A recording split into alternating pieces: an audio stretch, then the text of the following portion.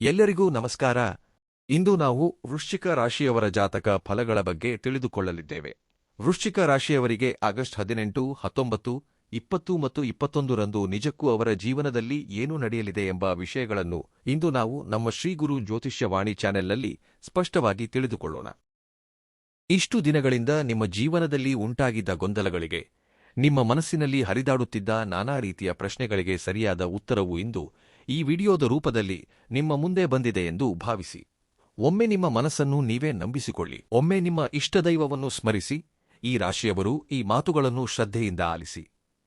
ಏಕೆಂದರೆ ಕಳೆದ ಕೆಲವು ಸಮಯದಿಂದ ನಿಮ್ಮ ಮನಸ್ಸಿನಲ್ಲಿ ಅನೇಕ ರೀತಿಯ ಗೊಂದಲಗಳು ಉಂಟಾಗಿವೆ. ಹಾಗೆಯೇ ನಿಮಗೆ ಒಂದು ಕೆಲಸದ ನಂತರ ಮತ್ತೊಂದು ಕೆಲಸ ಅಂದುಕೊಂಡ ತಕ್ಷಣ ನಡೆಯದಿರುವುದು, ಕೆಲಸದಲ್ಲಿ ವಿಳಂಬವಾಗುವುದು, ನೀವು ಕೋರಿದ ಕೋರಿಕೆಗಳು ಈಡೇರದಿರುವುದು, ನಿಮ್ಮ ಸಂತೋಷಗಳೆಲ್ಲವೂ ನಾಶವಾಗಿ ಹೋಗುವುದು, ಇವೆಲ್ಲವನ್ನೂ ನೋಡಿ ನೀವು ತುಂಬಾ ಬೇಸತ್ತು ಹೋಗಿದ್ದೀರಿ. ಕಾಲ ನನ್ನನ್ನು ಪರೀಕ್ಷಿಸುತ್ತಿದೆಯಾ? ಅಥವಾ ಭಗವಂತನೇ ನನ್ನನ್ನು ಏನಾದರೂ ಪರೀಕ್ಷಿಸುತ್ತಿದ್ದಾನಾ? ನನ್ನ ಕರ್ಮಫಲ ಇಷ್ಟೇನಾ ಎಂದು ನೀವು ಯೋಚಿಸುತ್ತಿದ್ದೀರಿ. ಇದಕ್ಕೆ ಸರಿಯಾದ ಉತ್ತರವನ್ನು ಮಾತ್ರ ನೀವು ತಿಳಿದುಕೊಳ್ಳಲು ಸಾಧ್ಯವಾಗುತ್ತಿಲ್ಲ. ನಿಮ್ಮ ಸುತ್ತಮುತ್ತಲಿರುವವರಲ್ಲಿ ಯಾರು ಒಳ್ಳೆಯವರು, ಯಾರು ಕೆಟ್ಟವರು ಎಂಬುದನ್ನು ಎಂದಿಗೂ ನೀವು ಗ್ರಹಿಸಲು ಸಾಧ್ಯವಾಗುತ್ತಿಲ್ಲ. ಏಕೆಂದರೆ ಒಂದು ಕಾಲದಲ್ಲಿ ನೀವು ಮುಟ್ಟಿದ್ದೆಲ್ಲವೂ ಚಿನ್ನವಾಗುತ್ತಿತ್ತು. ಎಲ್ಲಿ ಹೆಜ್ಜೆ ಇಟ್ಟಿರುವಲ್ಲಿ ಗೆಲುವು ನಿಮ್ಮದಾಗುತ್ತಿತ್ತು. ನಿಮ್ಮ ಮಾತಿಗೆ 10 ಜನರಲ್ಲಿ ಗೌರವವಿತ್ತು. ಆದರೆ ಈಗಿನ ಪರಿಸ್ಥಿತಿ ಹೇಗಿದೆ? ಹೆಜ್ಜೆಗೂ ಅಡೆತಡೆಗಳು ಎದುರಾಗುತ್ತಿವೆ. ನೀವು ಎಷ್ಟೇ ಕಷ್ಟಪಟ್ಟರೂ, ಹಗಲು ರಾತ್ರಿ ಎನ್ನದೇ ಬೆವರು ಹರಿಸಿದರೂ ಸೂಕ್ತವಾದ ಪ್ರತಿಫಲ ನಿಮಗೆ ಸಿಗುತ್ತಿಲ್ಲ. ಆದರೆ ನಿಮ್ಮ ಮನಸ್ಸಿನಲ್ಲಿ ಎಷ್ಟೋ ಆಸೆಗಳು, ಮಕ್ಕಳ ಭವಿಷ್ಯದ ಬಗ್ಗೆ ಇನ್ನೆಷ್ಟೋ ಕನಸುಗಳನ್ನು ಇಟ್ಟುಕೊಳ್ಳುತ್ತಲೇ ಇದ್ದೀರಿ. ಆದರೆ ಅವೆಲ್ಲವೂ ನಿಮ್ಮ ಕಣ್ಣೆದುರೇ ಸುಟ್ಟು ಹೋಗುತ್ತಿವೆ. ಏಕೆ ಹೀಗೆ ಜರುಗುತ್ತಿದೆ ಎಂದು ಎಂದಾದರೂ ನಿಮ್ಮನ್ನು ನೀವು ಪ್ರಶ್ನಿಸಿಕೊಂಡಿದ್ದೀರಾ? ನಿಮ್ಮ ಹಣದ ವಿಷಯಕ್ಕೆ ಬಂದರೆ, ನಿಮ್ಮ ಕೈಗೆ ಹಣವೇ ಬರುವುದಿಲ್ಲ ಎಂದು ನಾನು ಹೇಳುವುದಿಲ್ಲ. ಹಣ ಬರುತ್ತದೆ. ಆದರೆ ಬಂದ ಹಣ ಮಾತ್ರ ನಿಮ್ಮ ಮನೆಯಲ್ಲಿ ಒಂದು ದಿನವೂ ನಿಲ್ಲುತ್ತಿಲ್ಲ. ಒಂದು ದಾರಿಯಲ್ಲಿ 10 ರೂಪಾಯಿ ಬಂದರೆ, ಮತ್ತೊಂದು ದಾರಿಯಲ್ಲಿ 10 ರೂಪಾಯಿ ಬಂದರೆ, ಮತ್ತೊಂದು ದಾರಿಯಲ್ಲಿ 100 ರೂಪಾಯಿ ಖರ್ಚು ನಿಮ್ಮ ತಲೆಯ ಮೇಲೆ ಬೀಳುತ್ತಿದೆ. ಯಾರೋ ಪಾಪ ಎಂದು ಜಾಲಿಕಟ್ಟು ಸಹಾಯ ಮಾಡಲು ಹೋಗಿ ಕೊನೆಗೆ ನೀವೇ ಸಾಲಗಾರರಾಗುತ್ತಿದ್ದೀರಿ. ನಿಮ್ಮ ಪ್ರಾಣಕ್ಕಿಂತ ಹೆಚ್ಚಾಗಿ ನಂಬಿ ನಿಮ್ಮ ಅಗತ್ಯಗಳನ್ನು ಪಕ್ಕಕ್ಕಿಟ್ಟು ಸಾಲವಾಗಿ ನೀಡಿದ ಹಣವೂ ಸಹ ನಿಮಗೆ ಹಿಂತಿರುಗಿ ಬರುತ್ತಿಲ್ಲ. ತೀರಾ ಹೋಗಿ ಹಣ ಕೇಳಿದ್ರೆ ಅವರೇ ನಿಮಗೆ ಎದುರು ಉತ್ತರ ಹೇಳುತ್ತಿದ್ದಾರೆ. ಇದು ಕೇವಲ ಹಣದ ನಷ್ಟ ಮಾತ್ರವಲ್ಲ, ನೀವು ಅವರ ಮೇಲೆ ಇಟ್ಟಿದ್ದ ನಂಬಿಕೆಗೆ ನಡೆದ ದೊಡ್ಡ ದ್ರೋಹವೆಂದೇ ಭಾವಿಸಿ. ನಿಮ್ಮ ಮನೆಯ ಆರೋಗ್ಯ ಪರಿಸ್ಥಿತಿಯ ಬಗ್ಗೆ ಮಾತನಾಡುವುದಾದರೆ, ನಿಮ್ಮ ಮನೆಯಲ್ಲಿ ಯಾವುದೋ ಒಂದು ಅನಾರೋಗ್ಯವು ನಿರಂತರವಾಗಿ ನಿಮ್ಮನ್ನು ಕಾಡುತ್ತಿರುವುದು ಕಾಣಿಸುತ್ತದೆ. ನಿಮ್ಮ ಮನೆಯವರಿಗಾಗಲಿ ಅಥವಾ ನಿಮಗಾಗಲಿ ಆಸ್ಪತ್ರೆಗಳ ಸುತ್ತ, ಮೆಡಿಕಲ್ ಶಾಪ್ಗಳ ಸುತ್ತ ಅಲೆಯಬೇಕಾದ ಪರಿಸ್ಥಿತಿಗಳು ಎದುರಾಗುತ್ತಿವೆ. ರಾತ್ರಿ ಸರಿಯಾಗಿ ನಿದ್ದೆ ಬರುತ್ತಿಲ್ಲ. ಭಯವು ಯಾವಾಗಲೂ ನಿಮ್ಮನ್ನು ಬೆನ್ನಟ್ಟುತ್ತಲೇ ಇರುತ್ತದೆ. ಮಲಗಿದ ತಕ್ಷಣ ಬೆಚ್ಚಿಬಿದ್ದು ಏಳುವುದು, ಕೆಟ್ಟ ಕನಸುಗಳು ಬರುವುದು, ಎದೆಯಲ್ಲಿ ಏನೋ ಭಾರವಿಟ್ಟಂತೆ ಭಾಸವಾಗುವುದು, ಇವೆಲ್ಲವೂ ನಿಜಕ್ಕೂ ಏಕೆ ನಡೆಯುತ್ತಿವೆ ಎಂದು ಗಮನಿಸಿದ್ದೀರಾ? ಕಳೆದ ಕೆಲವು ತಿಂಗಳುಗಳಿಂದ ನಿಮ್ಮ ಮಧ್ಯೆ ಇದೇ ರೀತಿ ನಡೆಯುತ್ತಿದೆ. ಕುಟುಂಬ ಸದಸ್ಯರ ವಿಷಯಕ್ಕೆ ಬಂದರೆ, ಒಂದು ಕಾಲದಲ್ಲಿ ಎಷ್ಟೋ ಅನ್ಯೋನ್ಯವಾಗಿ, ತಮಾಷೆಯಾಗಿ ನಗುತ್ತಿದ್ದ ನಿಮ್ಮ ಮನೆಯಲ್ಲಿ ಈಗ ಸಣ್ಣ ಸಣ್ಣ ಮಾತುಗಳಿಗೆ ದೊಡ್ಡ ಬಿರುಗಾಳಿಗಳು ಎದ್ದೇಳುತ್ತಿವೆ. ಜಗಳವಾಡಲು ಯಾವುದೇ ಕಾರಣವಿಲ್ಲದಿದ್ದರೂ ಗಂಡ ಹೆಂಡತಿಯ ನಡುವೆ ಮನಸ್ತಾಪಗಳು ಬರುತ್ತಿವೆ. ಮಕ್ಕಳು ಮಾತು ಕೇಳದಿರುವುದು, ಅವರ ಶಿಕ್ಷಣ ಮತ್ತು ಭವಿಷ್ಯದ ಬಗ್ಗೆ ನೀವು ತಡೆಯಲಾರದ ಆತಂಕಗಳು ನಿಮ್ಮನ್ನು ಪದೇ ಪದೇ ಕುಗ್ಗಿಸುತ್ತಿವೆ. ನನಗೆ ಏಕೆ ಹೀಗಾಗುತ್ತಿದೆ ಭಗವಂತನೇ? ನಾನು ಯಾರಿಗೂ ಅನ್ಯಾಯ ಮಾಡಲಿಲ್ಲವಲ್ಲೇ ಎಂದು ನೀವು ಎಷ್ಟೋ ರಾತ್ರಿಗಳು ದಿಂಬಿನಲ್ಲಿ ಮುಖವಿಟ್ಟು ಕಣ್ಣೀರಿಟ್ಟಿರಬಹುದು. ಇಷ್ಟೆಲ್ಲವೂ ನಿಮ್ಮ ಕರ್ಮದಿಂದಲೇ ನಡೆಯುತ್ತಿದೆ ಎಂದು ನೀವು ಅಂದುಕೊಂಡಿದ್ದೀರಾ? ಖಂಡಿತ ಇಲ್ಲ. ಇಲ್ಲಿ ನಿಮಗೊಂದು ದೊಡ್ಡ ಸತ್ಯ ತಿಳಿಯಬೇಕಾಗಿದೆ. ಇದೆಲ್ಲವೂ ಕೇವಲ ನಿಮ್ಮ ಜಾತಕದಲ್ಲಿ ಶನಿಯ ಪ್ರಭಾವದಿಂದಲೋ ಅಥವಾ ಯಾವುದೋ ದೃಷ್ಟಿ ದೋಷದಿಂದಲೋ ನಡೆಯುತ್ತಿಲ್ಲ. ನಮ್ಮ ಜಾತಕ ಚಕ್ರದಲ್ಲಿ 6ನೇ ಸ್ಥಾನವನ್ನು ಶತ್ರುಗಳಿಗೆ, ರೋಗಗಳಿಗೆ ಮತ್ತು ಸಾಲಗಳಿಗೆ ಸಂಕೇತವೆಂದು ಹೇಳುತ್ತಾರೆ. ನಿಮ್ಮ ಜಾತಕದಲ್ಲಿ ಈ 6ನೇ ಮನೆಯ ಮೇಲೆ ಕೆಲವು ಪಾಪ ಗ್ರಹಗಳ ದೃಷ್ಟಿ ಬಿದ್ದಾಗ ನಿಮಗೆ ರಸ್ತೆಯಲ್ಲಿ ಎಲ್ಲೋ ಶತ್ರುಗಳು ಹುಟ್ಟಿಕೊಳ್ಳುವುದಿಲ್ಲ. ನಿಮ್ಮ ಆಂತರಿಕ ಶತ್ರು ಅಂದರೆ ನಿಮ್ಮೊಂದಿಗೆ ಅತ್ಯಂತ ನಿಕಟವಾಗಿದ್ದ ರಹಸ್ಯ ಶತ್ರು ನಿಮ್ಮ ಜೀವನವನ್ನು ಪ್ರವೇಶಿಸಿದ್ದಾನೆ ಎಂದು ಗೋಚಾರ ಗ್ರಹಗಳು ಸ್ಪಷ್ಟವಾಗಿ ಹೇಳುತ್ತಿವೆ. ಆ ಶತ್ರು ಮತ್ಯಾರೂ ಅಲ್ಲ, ನಿಮ್ಮೊಂದಿಗೆ ನಗುತ್ತಾ, ನಿಮ್ಮೊಂದಿಗೆ ಕುಳಿತು ಊಟ ಮಾಡುತ್ತಾ, ನಿಮ್ಮ ಮನೆಯಲ್ಲೇ ಕುಳಿತು ನಿಮ್ಮ ಮನೆಗೆ ಕನ್ನ ಹಾಕುತ್ತಿರುವ ಒಬ್ಬ ವ್ಯಕ್ತಿ ಎಂದು ಹೇಳಬೇಕು.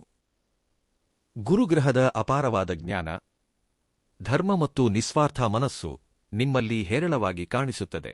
ಆದ್ದರಿಂದಲೇ ನಿಮ್ಮ ರಾಶಿಯವರು ಹುಟ್ಟಿನಿಂದಲೇ ತುಂಬಾ ಸ್ವಚ್ಛವಾದ, ಕಲ್ಮಶವಿಲ್ಲದ ಒಳ್ಳೆಯ ಮನಸ್ಸನ್ನು ಹೊಂದಿರುತ್ತಾರೆ. ನೀವು ಯಾರಲ್ಲೂ ತಪ್ಪುಗಳನ್ನು ಹುಡುಕುವುದಿಲ್ಲ. ಮೋಸ್ ಕುತಂತ್ರಗಳು ನಿಮಗೆ ಮೂಲತಃ ಬರುವುದೇ ಇಲ್ಲ ಎಂದೇ ಹೇಳಬೇಕು. ಎದುರಿಗಿರುವವರು ಕಷ್ಟದಲ್ಲಿದ್ದಾರೆ ಎಂದು ತಿಳಿದರೆ ನಿಮ್ಮ ಜೇಬಿನಲ್ಲಿರುವುದನ್ನೆಲ್ಲ ತೆಗೆದು ಅವರಿಗೆ ಕೊಡುವಷ್ಟು ದೊಡ್ಡ ದಾನಗುಣ ಉಳ್ಳವರು. ಆದರೆ ಅನ್ಯಾಯವೆಂದರೆ ನಿಮ್ಮಲ್ಲಿರುವ ಈ ಒಳ್ಳೆಯತನವೇ ಈಗ ನಿಮಗೊಂದು ನೇಣು ಕುಣಿಕೆಯಾಗಿ ಮಾರ್ಪಟ್ಟಿದೆ. ಪ್ರಸ್ತುತ ಆಕಾಶದಲ್ಲಿ ನಡೆಯುತ್ತಿರುವ ಗ್ರಹಗಳ ಬದಲಾವಣೆಯನ್ನು ಗಮನಿಸಿದರೆ ಶನಿ ಭಗವಾನನ ಸಂಚಾರವು ನಿಮ್ಮ ರಾಶಿಯ ಮೇಲೆ ತೀವ್ರವಾದ ಪ್ರಭಾವವನ್ನು ಬೀರಲಿದೆ. ಶನಿ ಭಗವಾನನು ಎಂದಿಗೂ ಯಾರಿಗೂ ಬೇಕು ಎಂದು ಕೇಡು ಮಾಡುವುದಿಲ್ಲ. ಆತನನ್ನು ನಮ್ಮ ಕರ್ಮಗಳಿಗೆ ತಕ್ಕ ಫಲವನ್ನು ನೀಡುವ ನ್ಯಾಯಾಧೀಶನೆಂದು ಭಾವಿಸಿ ಆತ ನಮ್ಮ ಸುತ್ತಲಿರುವ ನಕಲಿ ಮನುಷ್ಯರನ್ನು, ನಮ್ಮ ಬೆನ್ನ ಹಿಂದೆ ಹತ್ಯೆ ಮಾಡಲು ಯತ್ನಿಸುತ್ತಿರುವವರನ್ನು ನಮಗೆ ಪರಿಚಯಿಸಲು ನಮಗೆ ಕೆಲವು ಕಷ್ಟಗಳನ್ನು ನೀಡುತ್ತಾನೆ. ಇಲ್ಲಿ ನಿಜವಾದ ಸಮಸ್ಯೆಯೆಲ್ಲವೂ ರಾಹುಕೇತುಗಳಿಂದಲೇ ಸಂಭವಿಸುತ್ತಿದೆ. ರಾಹು ಎಂದರೆ ಮಾಯೆ, ಭ್ರಮೆ, ಒಂದು ರೀತಿಯ ಮೋಸ. ಈ ರಾಹುವಿನ ಪ್ರಭಾವದಿಂದಾಗಿ ನೀವು ನಿಜವಾದ ಸ್ನೇಹಿತರು ಯಾರು, ನಿಮ್ಮ ಬೆಳವಣಿಗೆಯನ್ನು ನೋಡಿ ಹಗೆತನದಿಂದ ಉರಿಯುತ್ತಿರುವ ಶತ್ರುಗಳು ಯಾರು ಎಂಬುದನ್ನು ಗುರುತಿಸಲು ಸಾಧ್ಯವಾಗುತ್ತಿಲ್ಲ. ಯಾರು ಸಿಹಿ ಮಾತುಗಳನ್ನು ಹೇಳುತ್ತಾರೋ ಅವರನ್ನು ಕುರುಡಾಗಿ ನಂಬಿಬಿಡುತ್ತಿದ್ದೀರಿ. ಇನ್ನು ಕೇತುವಿನ ವಿಷಯಕ್ಕೆ ಬಂದರೆ ಈತ ನಿಮ್ಮ ಮನಸ್ಸನ್ನು ತೀವ್ರವಾದ ಗೊಂದಲಕ್ಕೆ ಈಡುಮಾಡುತ್ತಿದ್ದಾನೆ. ಹೇಳಬೇಕೆಂದರೆ ನೀವು ನಾಳೆ ಬೆಳಿಗ್ಗೆ ಒಂದು ಒಳ್ಳೆಯ ಕೆಲಸ ಮಾಡಬೇಕು ಅಥವಾ ಒಂದು ನಿರ್ಧಾರ ತೆಗೆದುಕೊಳ್ಳಬೇಕು ಎಂದುಕೊಳ್ಳುತ್ತೀರಿ. ಮಾರನೇ ದಿನ ಯಾರೋ ನಿಮ್ಮ ಕಾಲು ಹಿಡಿದು ಬಲವಂತವಾಗಿ ಎಳೆಯುತ್ತಿರುವಂತೆ, ನಿಮ್ಮ ಮನಸ್ಸನ್ನು ಬಲವಂತವಾಗಿ ಹಿಂದಕ್ಕೆ ತಳ್ಳುತ್ತಿರುವಂತೆ ನಿಮಗೆ ಅನಿಸುತ್ತಲೇ ಇರುತ್ತದೆ. ನೀವು ಎಷ್ಟೇ ಪ್ರಯತ್ನಿಸಿದರೂ ಹೆಜ್ಜೆ ಮುಂದೆ ಹೋಗುವುದಿಲ್ಲ. ಇದೆಲ್ಲವೂ ಏಕೆ ನಡೆಯುತ್ತಿದೆ ಎಂದು ಎಂದಾದರೂ ಗಮನಿಸಿದ್ದೀರಾ? ಇಲ್ಲೇ ನಿಮಗೊಂದು ಅತಿದೊಡ್ಡ ರಹಸ್ಯವನ್ನು ನಾನು ಹೇಳಲಿದ್ದೇನೆ. ನೀವು ಪಡುತ್ತಿರುವ ಈ ಕಷ್ಟಗಳ ಹಿಂದೆ, ಅನುಭವಿಸುತ್ತಿರುವ ಆರ್ಥಿಕ ನಷ್ಟಗಳ ಹಿಂದೆ, ನಿಮ್ಮ ಮನೆಯಲ್ಲಿ ಕಾರಣವಿಲ್ಲದೆ ನಡೆಯುತ್ತಿರುವ ಜಗಳಗಳ ಹಿಂದೆ ಒಂದು ಕಾರಣವಿದೆ. ಇದು ಯಾವುದೇ ಪುರುಷ ಮಾಡುತ್ತಿರುವ ಕೆಲಸವಲ್ಲ.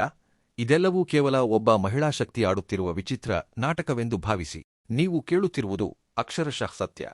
ಜ್ಯೋತಿಷ್ಯ ಶಾಸ್ತ್ರದ ಪ್ರಕಾರ ನಿಮ್ಮ ರಾಶಿಗೆ ಸೇರಿದ 7 ಮತ್ತು 8ನೇ ಸ್ಥಾನಗಳಲ್ಲಿ ಉಂಟಾಗಿರುವ ಕೆಲವು ಪ್ರತಿಕೂಲ ಯೋಗಗಳಿಂದಾಗಿ ಒಬ್ಬ ಹೆಂಗಸಿನ ರೂಪದಲ್ಲಿರುವ ಭಯಾನಕ ಶತ್ರು ನಿಮ್ಮ ಜೀವನದೊಂದಿಗೆ ಆಟವಾಡುತ್ತಿದ್ದಾಳೆ ಎಂದು ಹೇಳಬೇಕು. ಆಕೆ ಮತ್ಯಾರೂ ಅಲ್ಲ, ನಿಮ್ಮ ಕುಟುಂಬಕ್ಕೆ ಅತ್ಯಂತ ನಿಕಟವಾಗಿರುವ ಒಬ್ಬ ಮುಖ್ಯ ವ್ಯಕ್ತಿ. ನಿಮ್ಮ ಮನೆಯ ಪ್ರತಿಯೊಂದು ಕ್ಷಣ, ನೀವು ಯಾವಾಗ ಏಳುತ್ತೀರಿ, ಯಾವಾಗ ಮಲಗುತ್ತೀರಿ, ನಿಮ್ಮ ಮನೆಯಲ್ಲಿ ಏನು ಅಡುಗೆ ಮಾಡುತ್ತೀರಿ ಎಂಬ ಸಣ್ಣ ಸಣ್ಣ ವಿಷಯಗಳು ಸಹ ಆಕೆಗೆ ತಿಳಿಯುತ್ತಿರುತ್ತವೆ. ಆಕೆಗೆ ನಿಮ್ಮ ಮೇಲೆ ಏಕೆ ಅಷ್ಟೊಂದು ಕೋಪ, ಏಕೆ ಹೀಗೆ ಮಾಡುತ್ತಿದ್ದಾಳೆ ಎಂಬ ಅನುಮಾನ ನಿಮಗೆ ಬರಬಹುದು. ಅದಕ್ಕೆ ಉತ್ತರ ಒಂದೇ: ಅಸೂಯೆ, ಮಿತಿಯಿಲ್ಲದ ಅಸೂಯೆ. ನೀವು ಒಮ್ಮೆ ಸ್ವಂತ ಕಷ್ಟದಿಂದ ಮೇಲೆ ಬಂದು ಸಾಧಿಸಿದ ಯಶಸ್ಸು, ನಿಮ್ಮ ಕುಟುಂಬವು ಒಟ್ಟಾಗಿ ಅನುಭವಿಸಿದ ಸಂತೋಷಗಳು ಆಕೆಯ ಕಣ್ಣುಗಳಲ್ಲಿ ತೀವ್ರವಾದ ಕುತಂತ್ರದ ಉರಿಯನ್ನು ಉಂಟುಮಾಡಿದವು. ಮುಖ್ಯವಾಗಿ ನೀವು ತುಂಬಾ ಗೌರವಾನ್ವಿತವಾಗಿ 10 ಜನರಲ್ಲಿ ರಾಜ ಅಥವಾ ರಾಣಿಯಂತೆ ಬದುಕಿದ್ದೀರಿ. ಹಾಗೆಯೇ ನಿಮ್ಮ ಉಡುಪಿನ ಶೈಲಿ ಕೂಡ ತುಂಬಾ ಅದ್ಭುತವಾಗಿ, ಆಕರ್ಷಕವಾಗಿ ಇರುತ್ತದೆ. ಅದನ್ನು ನೋಡಿ ಆ ವ್ಯಕ್ತಿಯು ಸಹಿಸಿಕೊಳ್ಳಲು ಸಾಧ್ಯವಾಗುತ್ತಿಲ್ಲ. ಎಲ್ಲವೂ ಭಗವಂತನ ದಯೆ ಎಂದು ನೀವು ಅಂದುಕೊಳ್ಳುತ್ತಿರಬಹುದು. ನನ್ನ ಅದೃಷ್ಟ ಸರಿಯಿಲ್ಲವೇನೋ, ನಾನು ಅಂದುಕೊಂಡ ಕೆಲಸಗಳು ಸರಿಯಾಗಿ ನಡೆಯುತ್ತಿಲ್ಲವಲ್ಲೇ ಎಂದು ನೀವು ಭಾವಿಸುತ್ತಿರಬಹುದು. ಆದರೆ ಆ ವ್ಯಕ್ತಿಯು ನಿಮ್ಮ ನಗುವನ್ನು ನೋಡಿ, ನಿಮಗೆ ಸಿಗಲಿರುವ ಅದೃಷ್ಟವನ್ನು ನೋಡಿ ಹೊಟ್ಟೆಯುರಿಯಿಂದ ನರಳುತ್ತಿದ್ದಾಳೆ. ನಿಮ್ಮ ಮನಸ್ಸಿನಲ್ಲಿ ನಿಮಗೇ ತಿಳಿಯದೆ ಪ್ರತಿಕೂಲ ವಾತಾವರಣವನ್ನು ಸೃಷ್ಟಿಸಿದ್ದಾಳೆ. ನೀವು ಸ್ವಲ್ಪ ಹಿಂದಕ್ಕೆ ಹೋಗಿ ಈಚೆಗೆ ನಿಮ್ಮ ಮನೆಯಲ್ಲಿ ಜರುಗಿದ ಕೆಲವು ಸಣ್ಣ ಸಣ್ಣ ಘಟನೆಗಳನ್ನು ನೆನಪಿಸಿಕೊಂಡರೆ, ಆ ಮಹಿಳೆ ನಿಮ್ಮ ಮನೆಗೆ ಬಂದು ಹೋದಾಗಲೆಲ್ಲ ನಿಮ್ಮ ಮನೆಯಲ್ಲಿ ಯಾವುದಾದರೊಂದು ಜಗಳ ಖಂಡಿತವಾಗಿಯೂ ನಡೆದಿರುತ್ತದೆ. ನೀವು ಎಂದಾದರೂ ಗಮನಿಸಿರಬಹುದು, ಮನೆಯಲ್ಲಿ ಹಾಲು ಪದೇ ಪದೇ ಒಡೆದು ಹೋಗುವುದು, ಪೂಜಾ ಕೊಠಡಿಯಲ್ಲಿ ನೀವು ಭಕ್ತಿಯಿಂದ ಹಚ್ಚಿದ ದೀಪವು ಗಾಳಿಯೇ ಇಲ್ಲದಿದ್ದರೂ ದಿಢೀರನೆ ನಂದಿ ಹೋಗುವುದು ನಡೆಯುತ್ತಿರಬಹುದು. ತುಂಬಾ ಇಷ್ಟಪಟ್ಟು ಅಡುಗೆ ಮಾಡಿದ ಅನ್ನ ಅಥವಾ ಸಾರು ಬೇಗನೆ ಹಾಳಾಗಿ ಚೆಲ್ಲಬೇಕಾಗಿ ಬರುವುದು. ಇವೆಲ್ಲವೂ ಒಂದು ಕಡೆಯಾದರೆ, ನೀವು ಸಂಜೆ ಯಾವುದೋ ಕೆಲಸದ ಮೇಲೆ ಹೊರಗಿನಿಂದ ಮನೆಗೆ ಹೆಜ್ಜೆ ಇಡುತ್ತಿದ್ದಂತೆ ಯಾವುದೇ ಕಾರಣವಿಲ್ಲದೆ ನಿಮಗೂ ನಿಮ್ಮ ಸಂಗಾತಿಗೂ ವಿಪರೀತ ಕೋಪ ಬರುವುದು. ಮುಖ್ಯವಾಗಿ ನಿಮ್ಮ ಮನೆಯ ಹೊಸ್ತಿಲ ಬಳಿ ಅಥವಾ ಅಂಗಳದಲ್ಲಿ ಏನೋ ತಿಳಿಯದ ಭಾರ, ನಕಾರಾತ್ಮಕ ಭಾವನೆ ನಿಮ್ಮನ್ನು ಆವರಿಸಿಕೊಳ್ಳುತ್ತಿರಬಹುದು. ಇವೆಲ್ಲವೂ ತಾನಾಗಿಯೇ ಅಥವಾ ಕಾಕತಾಳೀಯವಾಗಿ ನಡೆಯುತ್ತಿಲ್ಲ. ಆ ವ್ಯಕ್ತಿಯು ನಿಮ್ಮ ಮನೆಯ ಮೇಲೆ ವರ್ಷಗಳಿಂದ ಪ್ರಯೋಗಿಸುತ್ತಿರುವ ತೀವ್ರವಾದ ನರದೃಷ್ಟಿಯೂ ಆಗಿರಬಹುದು. ನರದೃಷ್ಟಿಗೆ ಕಲ್ಲು ಕೂಡ ಒಡೆದು ಹೋಗುತ್ತದೆ ಎಂದು ನಮ್ಮ ಹಿರಿಯರು ಸುಮ್ಮನೆ ಹೇಳಿಲ್ಲ. ಆಕೆಯ ನೋಟವೇ ನಿಮ್ಮ ಮನೆ ಮತ್ತು ಸಂತೋಷವನ್ನು ಸುಟ್ಟು ಹಾಕುತ್ತಿದೆ. ಮುಖ್ಯವಾಗಿ ಹೇಳಬೇಕೆಂದರೆ, ಈ ಮಾತುಗಳನ್ನು ಕೇಳುತ್ತಿರುವಷ್ಟು ಹೊತ್ತು ನಿಮ್ಮ ಮನಸ್ಸಿನಲ್ಲಿ ತಿಳಿಯದ ಕಳವಳಗಳು ಮೂಡುತ್ತಿರಬಹುದು. ಒಂದು ರೀತಿಯ ಭಯ ಉಂಟಾಗಬಹುದು. ದಯವಿಟ್ಟು ಭಯಪಡುವ ಅಗತ್ಯವಿಲ್ಲ. ಏಕೆಂದರೆ ಭಗವಂತನು ಯಾವಾಗಲೂ ಧರ್ಮದ ಪರವಾಗಿಯೇ ಇರುತ್ತಾನೆ. ಭಗವಂತನು ನಿಮ್ಮೊಂದಿಗಿರುತ್ತಾನೆ. ಆ ದುಷ್ಟ ಶಕ್ತಿಗಳಿಂದ, ಆ ಮಾಯಾಗಾರತಿಯ ಕಣ್ಣಿನಿಂದ ನಿಮ್ಮನ್ನು ನೀವು ಕಾಪಾಡಿಕೊಳ್ಳಲು, ನಿಮ್ಮ ಮನೆಯಲ್ಲಿ ಧನಾತ್ಮಕ ಶಕ್ತಿ ಹೆಚ್ಚಾಗಲು ದಯವಿಟ್ಟು ಈ ವಿಡಿಯೋವನ್ನು 1 ಸೆಕೆಂಡ್ ಕೂಡ ಮಿಸ್ ಮಾಡದೆ ಕೇಳಿ. ಏಕೆಂದರೆ ನಿಮ್ಮ ಸುತ್ತಲೂ ಭಗವಂತನ ರಕ್ಷಣಾ ಕವಚವು ಉಂಟಾಗಲಿದೆ.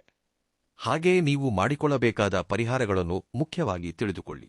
ನೀವು ಇಂತಹ ಸಮಸ್ಯೆಗಳಿಂದ ಬಳಲುತ್ತಿದ್ದರೆ ಈ ಪರಿಹಾರಗಳು ನಿಮಗೆ ತುಂಬಾ ಉಪಯುಕ್ತವಾಗಲಿವೆ. ಜ್ಯೋತಿಷ್ಯ ಗಣನೆಗಳಲ್ಲಿ ಮತ್ತೊಂದು ಭಯಾನಕ ವಿಷಯವು ಹೊರಬಿದ್ದಿದೆ. ನೀವು ಅನುಮಾನಿಸುತ್ತಿರುವ ವ್ಯಕ್ತಿ ಒಬ್ಬಳೇ ಅಲ್ಲ, ಆ ಮಹಿಳೆಯ ಜೊತೆ ಸೇರಿ ಮತ್ತೊಬ್ಬ ವ್ಯಕ್ತಿಯೂ ಸಹ ನಿಮ್ಮ ಬಗ್ಗೆ ಸಂಪೂರ್ಣ ಮಾಹಿತಿಯನ್ನು ತಿಳಿದುಕೊಂಡು ಕೆಲವು ಸಂಕೇತಗಳನ್ನು ಅರ್ಥೈಸಿಕೊಂಡು ನಿಮ್ಮನ್ನು ನಿಯಂತ್ರಣದಲ್ಲಿ ಇಟ್ಟುಕೊಳ್ಳಲು ಯತ್ನಿಸುತ್ತಿದ್ದಾರೆ. ಇದನ್ನು ಕೇಳಲು ನಿಮಗೆ ಕೊಂಚ ಶಾಕಿಂಗ್ ಅನಿಸಬಹುದು.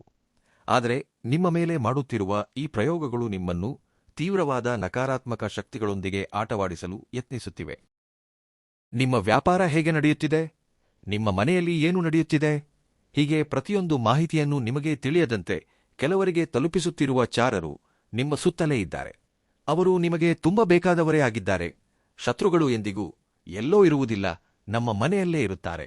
ನಿಮಗೆ ಪ್ರತಿಯೊಬ್ಬರ ಮೇಲೆಯೂ ಅನುಕಂಪ ತೋರಿಸುವ ಅಭ್ಯಾಸ ಹೆಚ್ಚು.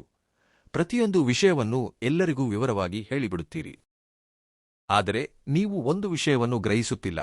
ಆ ವ್ಯಕ್ತಿಗಳು ನಿಮ್ಮೊಂದಿಗೆ ಆಡುತ್ತಿರುವ ನಾಟಕದಲ್ಲಿ ನೀವು ದಾಳವಾಗಿದ್ದೀರಿ. ಅವರಿಗೆ ಅಷ್ಟೊಂದು ಧೈರ್ಯ ಬರಲು ನಿಮ್ಮ ದೌರ್ಬಲ್ಯಗಳೇ ಕಾರಣವೆಂದು ಹೇಳಬಹುದು. ಏಕೆಂದರೆ ನೀವು ಆಡುವ ಮಾತುಗಳು, ನೀವು ಇಟ್ಟ ನಂಬಿಕೆಯನ್ನು ಅವರು ದುರುಪಯೋಗಪಡಿಸಿಕೊಂಡಿದ್ದಾರೆ. ರಾಹುವಿನ ಪ್ರಭಾವದಿಂದ ಆ ವ್ಯಕ್ತಿಯ ಮುಸುಕು ನಿಮ್ಮ ಜೀವನದಲ್ಲಿ ತಿಳಿಯದಂತೆ ಸೈಲೆಂಟ್ ಕಿಲ್ಲರ್ ರೀತಿ ತಯಾರಾಗಿದೆ. ಈ ವಿಷಯ ತಿಳಿದ ಮೇಲೆ ನಿಮ್ಮ ಆಲೋಚನೆಗಳು ಬೇರೆಯದೇ ರೀತಿ ಇರಬಹುದು. ಇಷ್ಟೊಂದು ನಂಬಿಕೆ ದ್ರೋಹ ನನ್ನ ಬೆನ್ನ ಹಿಂದೆ ನಡೆಯುತ್ತಿದೆಯಾ ಎಂದು ನಿಮ್ಮ ಹೃದಯ ಉರಿಯುತ್ತಿರಬಹುದು. ಆದರೆ ಸತ್ಯವನ್ನು ನೀವು ಸ್ವೀಕರಿಸಲೇಬೇಕು. ಏಕೆಂದರೆ ಅವರು ಮಾಡುತ್ತಿರುವ ಕೃತ್ಯಗಳು ಇಲ್ಲಿಗೆ ನಿಂತಿಲ್ಲ. ಕೇವಲ ನಿಮ್ಮ ಮೇಲೆ ಅಸೂಯೆ ಪಡುವುದು, ದೃಷ್ಟಿ ಹಾಕುವುದರಿಂದ ಅವರಿಗೆ ತೃಪ್ತಿಯಾಗುತ್ತಿಲ್ಲ. ತಮ್ಮ ಹೊಟ್ಟೆಯುರಿಯನ್ನು ಶಮನಗೊಳಿಸಲು ನಿಮ್ಮನ್ನು ಈ ಸಮಾಜದಲ್ಲಿ ಸರ್ವನಾಶ ಮಾಡಬೇಕೆಂದು ಒಂದು ಹೆಜ್ಜೆ ಮುಂದೆ ಹೋಗಿ ಕೆಲವು ಭಯಾನಕ ಪ್ರಯೋಗಗಳನ್ನು ಸಹ ಮಾಡಲು ನಿರ್ಧರಿಸಿದ್ದಾರೆ. ನೀವು ಎಂದಾದರೂ ಯೋಚಿಸಿದ್ದೀರಾ? ಈಚೆಗೆ ಗಮನಿಸಿದರೆ ಒಂದು ಕಾಲದಲ್ಲಿ ನೀವು ಕಾಲಿಗೆ ಮಣ್ಣು ತಾಗಿದರೂ ಅದು ಚಿನ್ನದಂತೆ ಹೊಳೆಯುತ್ತಿತ್ತು. ಅಂದರೆ ನೀವು ಎಲ್ಲೇ ಹೆಜ್ಜೆ ಇಟ್ಟರೂ ಅದ್ಭುತ ಯಶಸ್ಸು ನಿಮ್ಮದಾಗುತ್ತಿತ್ತು.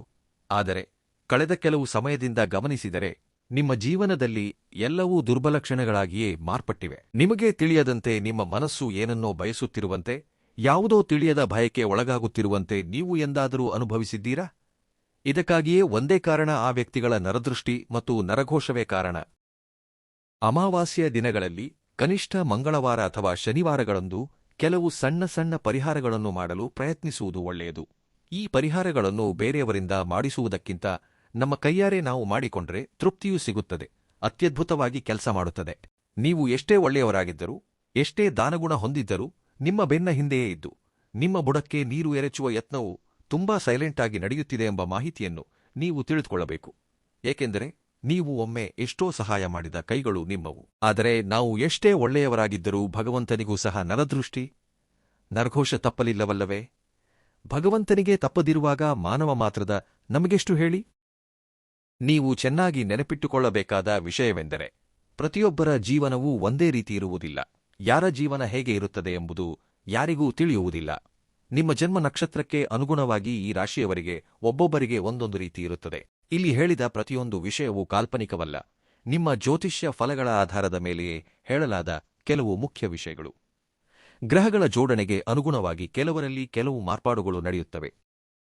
ಜ್ಯೋತಿಷ್ಯ ಸೂಚನೆಗಳ ಪ್ರಕಾರ ಈ ವ್ಯಕ್ತಿಯು ನಿಮ್ಮ ಕುಟುಂಬಕ್ಕೆ, ನಿಮ್ಮ ಸಂಬಂಧಿಕರಿಗೆ ಅಥವಾ ನಿಮಗೆ ತುಂಬಾ ಹತ್ತಿರವಾದ ವಲಯಕ್ಕೆ ಸೇರಿದ ವ್ಯಕ್ತಿ ಎಂಬುದು 90% ಸ್ಪಷ್ಟವಾಗಿ ಕಾಣಿಸುತ್ತಿದೆ. ಹಾಗೆಯೇ ನಿಮ್ಮ ಜಾತಕದಲ್ಲಿ 3ನೇ ಮನೆ ಮತ್ತು 6ನೇ ಮನೆ, ಈ ಎರಡರ ನಡುವಿನ ಸಂಬಂಧವನ್ನು ನೋಡಿದರೆ ಆ ವ್ಯಕ್ತಿ ನಿಮ್ಮ ಸ್ವಂತ ರಕ್ತ ಸಂಬಂಧಿಯೇ ಆಗಿರಬಹುದು. ಉದಾಹರಣೆಗೆ ನಿಮ್ಮ ಅತ್ತೆ, ಚಿಕ್ಕಮ್ಮ ಅಥವಾ ವಿವಾಹದ ಮೂಲಕ ಬಂದ ಸಂಬಂಧಿ ಯಾರಾದರೂ ಆಗಿರಬಹುದು. ಆದ್ದರಿಂದ ಈಚೆಗೆ ಅವರ ನಡವಳಿಕೆ ನಿಮ್ಮೊಂದಿಗೆ ಹೇಗಿದೆ ಎಂಬುದನ್ನು ಒಮ್ಮೆ ಗಮನಿಸಿ.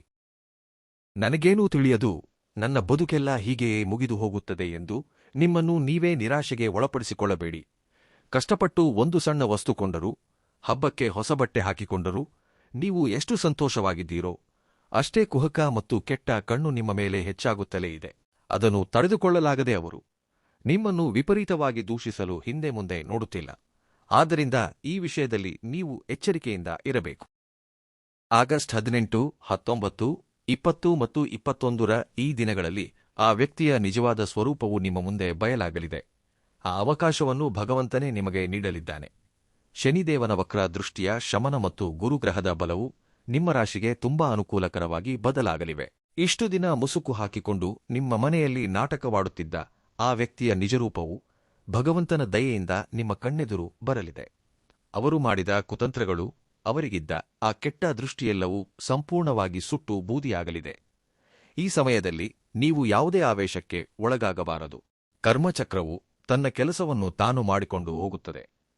ನೀವು ಕೇವಲ ವೀಕ್ಷಕರಾಗಿ ಉಳಿಯಬೇಕು. ಏಕೆಂದರೆ ಈ ಆಗಸ್ಟ್ 18, 19, 20, 21ರ 4 ದಿನಗಳು ನಿಮ್ಮ ಜೀವನದಲ್ಲಿ ದೊಡ್ಡ ತಿರುವು, ಟರ್ನಿಂಗ್ ಪಾಯಿಂಟ್ ಆಗಲಿವೆ. ನಿಮ್ಮ ಕಷ್ಟಗಳು ಹಿಮದಂತೆ ಕರಗಿ ಹೋಗುವುದು ಇಂದಿನಿಂದಲೇ ಪ್ರಾರಂಭವಾಗಲಿದೆ. ಮುಖ್ಯವಾಗಿ ನಿಮ್ಮ ಮನೆಯಲ್ಲಿ ಮರಳಿ ಪ್ರಶಾಂತತೆ ನೆಲೆಸುತ್ತದೆ. ನೀವು ಒಂದೇ ಒಂದು ಕೆಲಸ ಮಾಡಬೇಕು.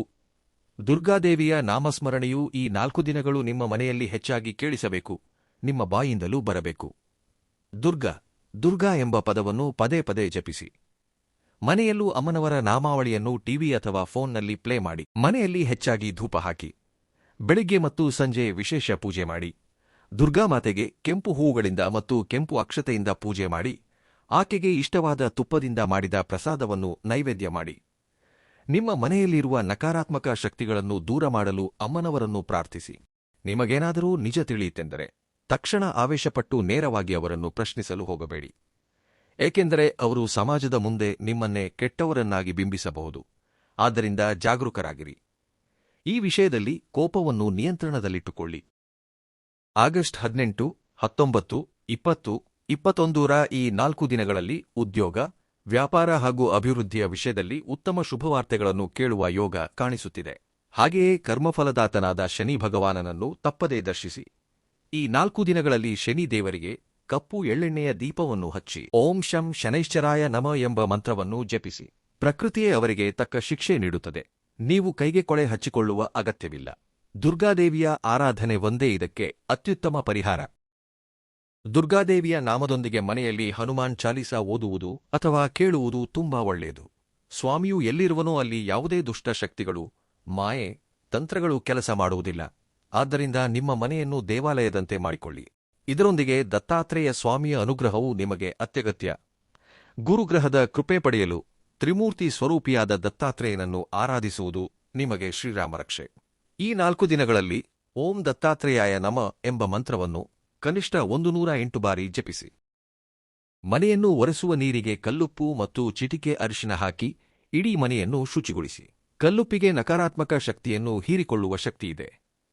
ಮನೆ ಬಾಗಿಲ ಮುಂದೆ ಮಣ್ಣಿನ ಅಥವಾ ಗಾಜಿನ ಪಾತ್ರೆಯಲ್ಲಿ ನೀರಿಟ್ಟು ಕಲ್ಲುಪ್ಪು ಮತ್ತು ನಿಂಬೆಹಣ್ಣು ಹಾಕಿಡಿ. ವಾರಕ್ಕೊಮ್ಮೆಯಾದರೂ ಆ ನೀರು ಮತ್ತು ನಿಂಬೆಹಣ್ಣನ್ನು ಯಾರೂ ತೊಳೆಯದ ಗಿಡಪೊದೆಗಳ ಬಳಿ ಹಾಕಿ ಹಿಂತಿರುಗಿ ನೋಡದೆ ಬನ್ನಿ.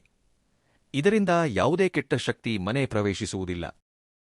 ಮಹಾಲಕ್ಷ್ಮೀ ದೇವಿಯ ಆರಾಧನೆಯು ಆಗಸ್ಟ್ 18, 19, 20, 21ರ ಈ 4 ದಿನಗಳಲ್ಲಿ ಶ್ರೇಷ್ಠ. ಬಿಳಿ ಹೂಗಳಿಂದ ಪೂಜಿಸಿ ಬಡವರಿಗೆ ಅನ್ನದಾನ ಮಾಡಿ.